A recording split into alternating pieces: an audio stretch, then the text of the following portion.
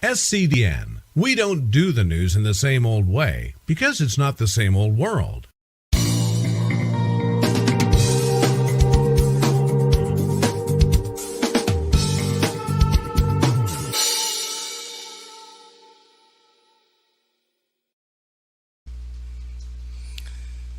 Okay, so it's time to reveal the mystery about the picture, the flowers. And I hope that you did, that you looked at the video I shared previous. This expounds on the Fuzzy Bunny story, but those of the criminal mind are getting a little bit more technical, and of course kids pick that stuff up much more quickly than the rest of us. So I'm going to educate you on the next step above what we shared with you on the Fuzzy Bunny. So here is that file, the flowers. So I'm going to right click it. I'm going to head down here to properties, and it would normally come up here as general, and then we're going to hit details. Now everywhere you see XXXXX is where anyone can put anything. So I've put in here all the different areas. So this can be an entire conversation.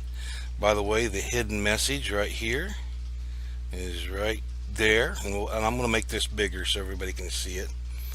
Let me do that now. Alright, so every place you see the XXX is where a conversation can happen. This was the secret message embedded in that photo. Sauter County Sheriff David Thurman has lifted the level 1 snow emergency. Yay! So all of this, everywhere you see XXX, okay, all the way down, are places where people can leave messages actually inside the photograph. Inside the photograph.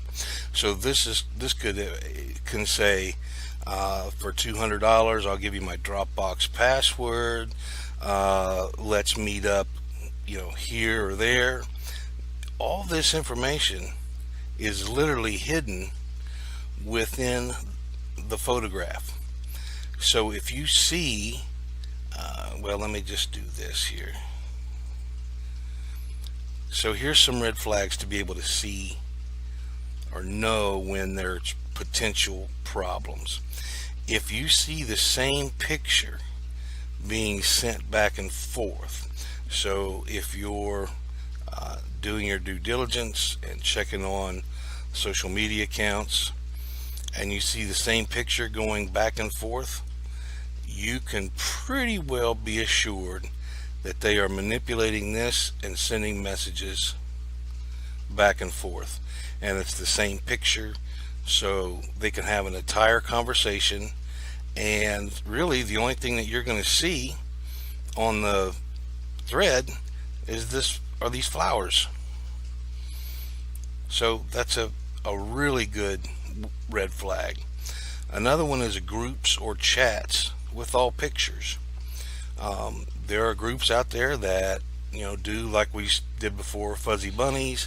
It can be anything. Flowers of Ohio. There's some keywords that law enforcement looks for, so they're all pretty well known, so they try to avoid that at all costs. So they may do something with just literally all pictures, and those who know will be able to get the information just from those pictures. Another thing you want to look for are odd photos, like logos with lots of negative space, either white or black. And so if you're checking up on your young person, and just like in the video before where it had the logo for the Ohio BMV with a lot of white negative space, and all kinds of messages can be left in that negative space or in this metadata that's in the picture itself. So this is something that we have to educate ourselves on. I am not divulging. There's some steps that I'm purposely leaving out, but I am not divulging information that criminals don't already know. Uh, Especially young folks, they pick this stuff up fast, and so this is for, for us to be able to keep our kids safe, keep our grandkids safe, and be able to pick up on some of these trends. So if you see the same picture getting sent back and forth, if you see groups or chats and all they are pictures and they're just regular old landscape pictures, or photos that, you know, have a lot of negative space, either white or black, those are red flags that you, as a parent, as a grandparent, as a concerned person, might want to take a closer look at. And the simplest way to do it, now this looks like a weird word, EXIF.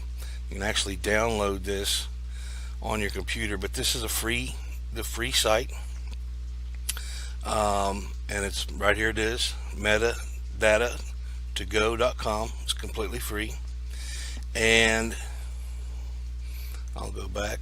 It looks like this when it pops up, and you just grab any one of those files and drop it in there. Right, and it could.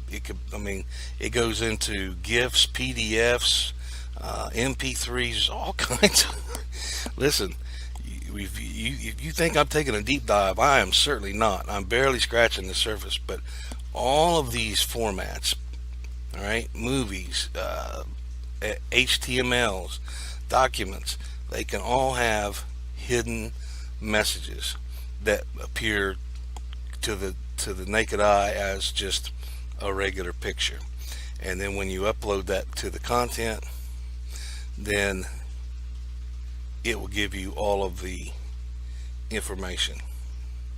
So as you can see here, there are tons and tons of space to have total, complete conversations, and then all the person has to do is just respond. And you can do this again. I'm leaving some important information out because I don't want to teach anybody anything, but I want to teach you how to look for it. So you can change this metadata and say, I'll see you at noon.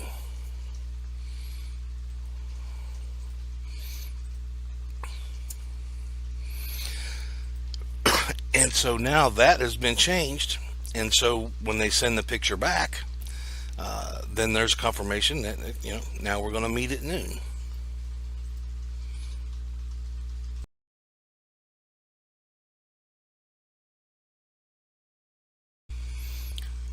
So to show you how powerful this is, I got to tell you a story, right? When I worked at Marshall University, we had some foreign exchange students from Tunisia. Now, Tunisia had a very famous 2-week revolution. I'm going to switch it over here. This is the Tunisian Revolution. It was 28 days of civil resistance, including a series of street demonstrations that took place. This entire revolution, this entire insurgence took place and was organized completely through social media. And you know, if you look at it and you do some research on this, it's what they pulled off was unbelievable. It says here it lasted 4 weeks, but everything was done, and the government had no idea what was coming because it was done through social media. Okay, and how did they do it through social media? Well, stuff just like I'm showing you. They had pictures with all these messages that they can say, we're going to meet here, we're going to do this, we're going to do that. Now, if it led to the revolution of a country, right, and this was several years ago. Now, let's see I think it was 2013. I think I said it. Yeah, 2010. Sorry, 2010, 2011. So, if that happened then, and there was a revolution in a country, now I'm telling you, this is now very, very public knowledge to those who care to educate themselves. So I'm giving you this information. I want you to combine it with what you learned from the Fuzzy Bunnies story that we did about a year ago, and I've reshared that again here today, along with this information. And make sure you look for these red flags, because this is going to be your first foyer, because every picture is a suspect. Well, we don't want to ruin your picture looking experience, so you want to know what the red flags are, and these are the red flags. That way every picture is not a suspect. But if it tends to trend this way, then it's time to take a closer look. So we just want to help you help keep your kids and grandkids safer. Thank you very much, and have a good evening.